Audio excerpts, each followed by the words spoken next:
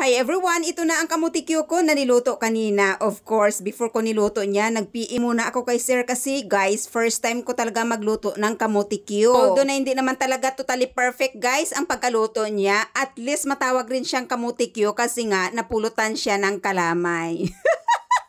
Pag sa mahambal ko guys, no, masarap talaga ang aking kamutikyo. Kay syempre no, nilutuan ko yan, in-effort ko, kagintadaran ko kachimpo sa pag-PM sa kay sir kung paano siya lutoon. Kag syempre pasalamatan ko si sir no, kay naluto ang kamutikyo ko. Siguro kung wala siguro si sir, kag hindi siya online, ay nako guys, fry kamuti na lang siguro ang naluto ko. Amo gid na ang masasabi ko sa inyo, kung ang bana nyo hindi kabalo magluto, kag kung wala sang time sa inyo, ay nako, bayain nyo na.